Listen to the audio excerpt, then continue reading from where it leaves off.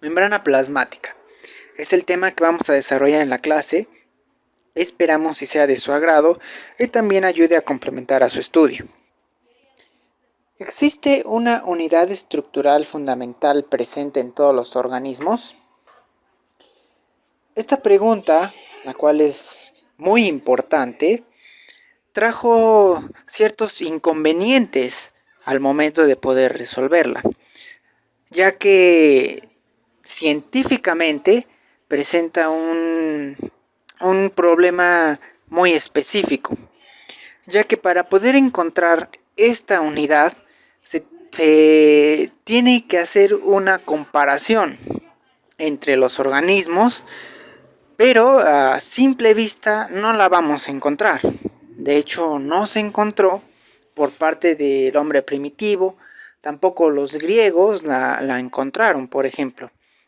Debido a esto, se tuvo que inventar una herramienta para poder realizar estas comparaciones. ¿Cuál fue la herramienta que se inventó?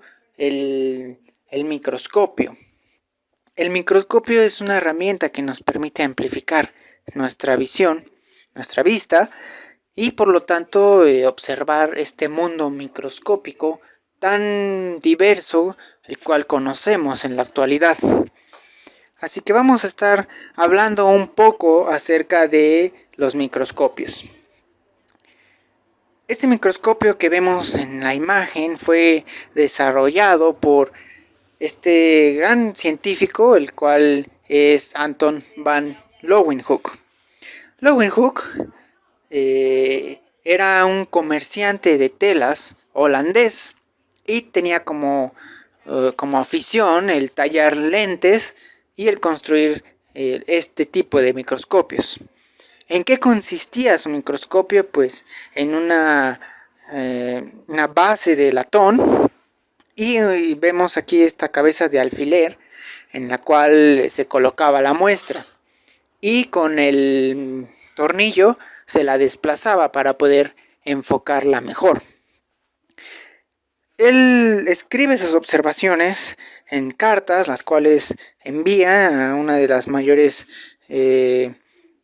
sociedades científicas que existía en su época, pero se lo tomó con mucha superstición sus observaciones. Lo que él vio fue una gota de agua estancada, la cual tenía, bueno, y sabemos que son bacterias lo que él estaba observando, y él los describe como animáculos que iban y venían. Por ello se lo considera uno de los padres de la microbiología. Continuamos ahora con el microscopio de Robert Hooke, un inglés, el cual también desarrolla un microscopio el cual le permite observar también los objetos. Lo que él hizo lo describe en su libro de micrografía, el cual lo escribe en 1665, y él nos dice con mucho detalle lo que hizo. Así que vamos a leer. Él observó realmente un corcho, porque se preguntaba cómo es que el corcho era tan adecuado para contener el aire dentro de una botella. Así que leemos lo que él hizo. Tomé un buen pedazo de corcho limpio y con un cuchillo tan afilado como una navaja de afeitar corté un pedazo. Y al examinarlo con un microscopio percibí que tenía una apariencia porosa, muy semejante a la de un panal de abejas. Hooke llamó a estos poros células, ya que le recordaban a las celdas de los monjes que vivían en los monasterios en su época. Él es considerado el descubridor de las células, ya que lo que él estaba viendo era tejido vegetal muerto. Muy bien, vamos a continuar. Las observaciones tanto de Hooke como de Leeuwenhoek no cobraron tanta importancia sino hasta 1830. Por esta época se empieza a desarrollar una de las teorías de la ciencia más importantes, la cual es la teoría celular. La teoría celular tiene 3 postulados y ellos nos responden a la pregunta que estábamos realizando al principio. Y es cómo se logra resolver esta cuestión. El primer postulado, todos los organismos están compuestos de una o más células. El segundo, la célula es la unidad estructural de la vida. Y el tercero, las células solo pueden surgir de la división de una célula preexistente. Fueron formuladas por Matthias Schleiden y Theodor Schön. Uno era un naturalista y el otro era un botánico. El tercer postulado lo hizo Rudolf Virchow, ya que en su tiempo los primeros 2 postulados no se aceptaban tan fácilmente por los biólogos y tuvo que comprobarse que realmente era así.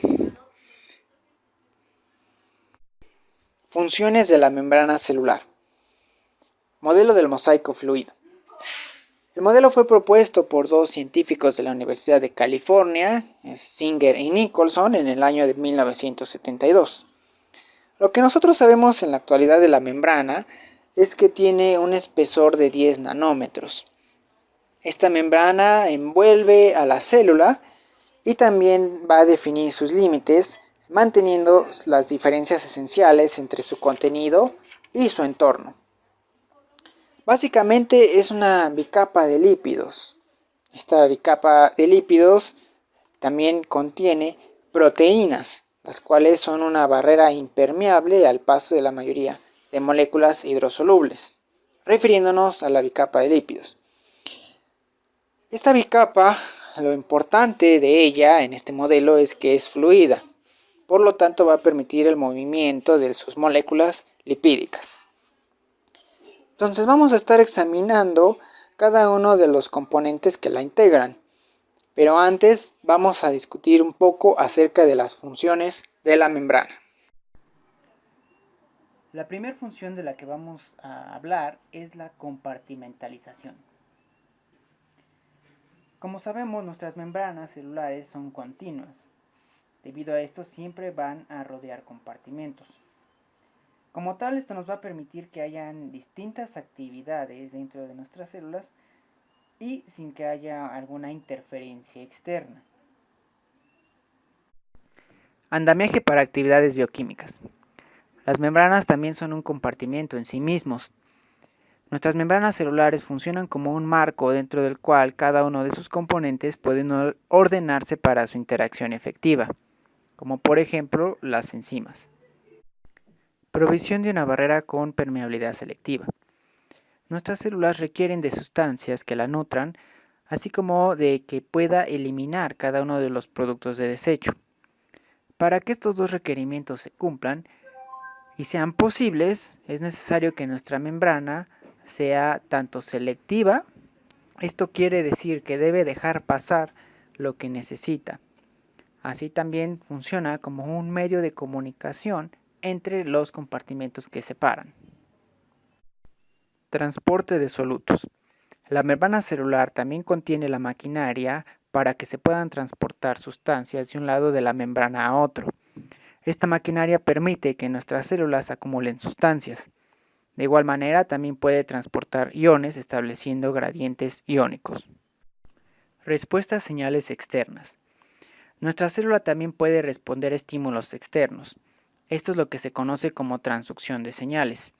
Nuestras membranas tienen receptores que se combinan con moléculas específicas y estas van a reaccionar hacia o con otros estímulos. Interacción celular.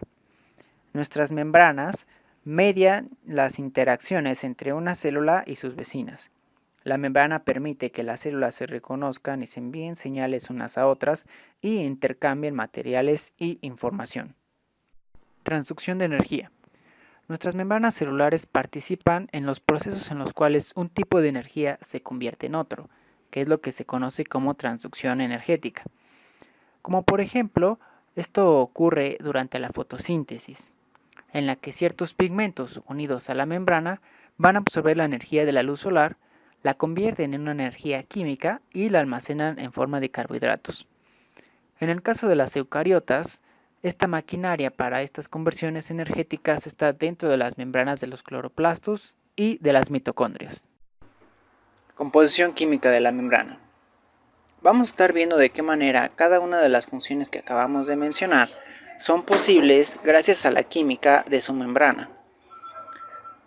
Básicamente nuestras membranas celulares están compuestas por tres tipos de moléculas, las cuales son los lípidos, las proteínas y los carbohidratos. Vamos a ver en primer lugar a los lípidos. Los lípidos de la membrana son de tres tipos: fosfolicéridos, esfingolípidos y colesterol.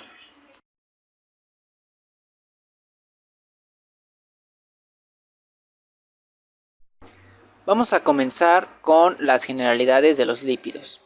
¿Qué es un fosfolípido?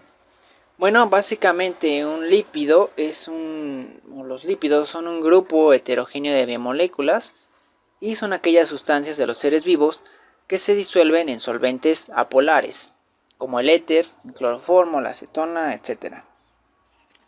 ¿Cómo se clasifican los lípidos? Esto ya va a depender mucho de la bibliografía que estemos consultando, pero una de ellas menciona que es en ácidos grasos, triacilgliceroles, ésteres de ceras, fosfolípidos, esfingolípidos y en isoprenoides.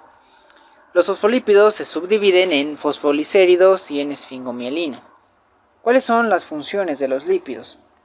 Bueno, en cuanto a la reserva energética, tenemos que, por ejemplo, 1 gramo de triglicéridos, cuando se oxida en el metabolismo, nos va a aportar aproximadamente 9.4 kilocalorías por gramo. Esto es una gran cantidad de energía y por lo tanto nos puede ayudar en eso. En cuanto a la función estructural, estos lípidos son componentes muy importantes de las membranas celulares, que es lo que estamos viendo ahorita. También como aislantes térmicos. Esto quiere decir que nos va a proteger contra las bajas temperaturas ambientales, como puede ser el tejido adiposo, específicamente la grasa parda. También funcionan como amortiguadores, ya que van a proteger y amortiguar los órganos internos de nuestro cuerpo, como es el tejido adiposo por los adipocitos. Después tenemos la función reguladora, ya que muchos de estos lípidos van a actuar como mensajeros químicos, y como por ejemplo vamos a tener las hormonas esteroideas. También estos lípidos tienen la función de reserva de agua, ya que cuando se hace la combustión aerobia de estos lípidos va a producir una gran cantidad de agua. También tenemos la función catalítica al formar parte del nombre de las vitaminas liposolubles.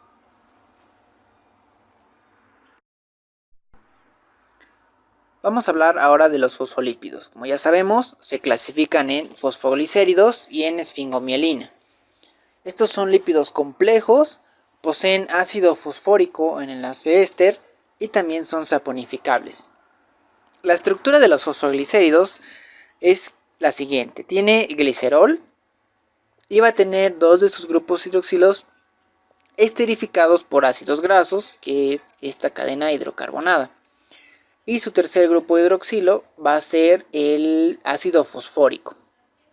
Y vamos a ver cómo, dependiendo del componente que se le esté uniendo a este grupo hidroxilo, vamos a tener distinto glicerofosfolípido. Así, por ejemplo, si nosotros agregamos una colina, la cual es un aminoalcohol, vamos a obtener fosfatidilcolina. Si nosotros agregamos ahora el componente inositol, el lípido se va a llamar fosfatidilinositol. El inositol es un polialcohol. Si agregamos serina, que es un aminoácido, obtenemos fosfatidilserina. Si agregamos etanolamina, vamos a tener fosfatidiletanolamina, la cual es un aminoalcohol. Ahora también necesitamos conocer que los fosfolípidos son moléculas anfipáticas. ¿Esto qué quiere decir? Que va a tener un dominio hidrófobo y un dominio hidrófilo. El dominio hidrófobo está formado en gran parte por las cadenas hidrocarbonadas de los ácidos grasos. Y el dominio hidrófilo va a tener lo que es el grupo fosfato y otros grupos de su cabeza polar, los cuales van a hacer que tenga esta propiedad. Y estos se van a orientar hacia el exterior o el citosol. Esfingolípidos. El principal tipo de esfingolípido del cual vamos a estar hablando es la esfingomielina. La esfingomielina va a tener esfingosina en lugar de glicerol, como acabamos de ver en los fosfoglicéridos. La estructura de este tipo de lípidos es que tiene esfingosina, la cual podemos ver aquí, una cadena de ácidos grasos, tenemos también ácido fosfórico y como grupo o componente unido al grupo hidroxilo del ácido fosfórico tenemos a la colina. Este tipo de lípido, la cual es la esfingomielina, es un componente muy importante de nuestras membranas de tejido nervioso. Ahora, la esfingosina tiene un total de 18 carbonos. El ácido fosfórico se va a esterificar en el grupo hidroxilo del carbono 1 de la esfingosina. Y la colina se va a unir al grupo fosfato, como podemos ver en este gráfico. Ahora, es importante mencionar que si nuestro ácido graso, el cual se fija a la amina del carbono 2 de la esfingosina, vamos a obtener una función amida. Y esta estructura con esfingosina y con ácido graso en unión amídica se va a denominar ceramida, como podemos ver aquí en esta imagen. Glucolípidos. Dentro de este tipo de lípidos encontramos a los cerebrósidos, a los gangliósidos y a los sulfátidos. La estructura de los glucolípidos es que va a tener una ceramida, que consiste en lo que acabamos de explicar, y va a estar unida a un monosacárido, a un oligosacárido o a un disacárido, mediante un enlace glucosídico. Estos glucolípidos no contienen fosfato y van a estar orientados hacia la cara externa de la membrana plasmática. Como podemos ver, pueden tener uno o más azúcares en su grupo de cabeza y están conectados directamente al grupo hidroxilo en el primer carbono de la porción ceramida. Ahora vamos a hablar de los cerebrósidos. Este tipo de lípidos, de glucolípidos, tienen su grupo de cabeza, la cual es un monosacárido. Si es galactosa, este tipo de lípidos se va a encontrar principalmente en las membranas plasmáticas de células de tejido nervioso. En cambio, si tiene glucosa, se va a hallar en las membranas plasmáticas de células de tejidos no nerviosos, como los musculares, por ejemplo. Si a este cerebrósido se sulfata, se le va a llamar sulfátido, que es el que vemos en esta imagen. Los gangliósidos.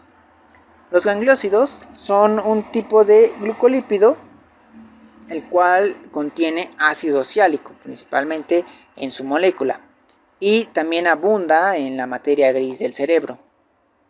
Aquí podemos ver su estructura, la cual va a estar unida a la ceramida y tiene un oligosacárido, que va a estar compuesto por varias hexosas de 1 a 3 y con restos de acetil neuramínico o ciálico, o ácido ciálico.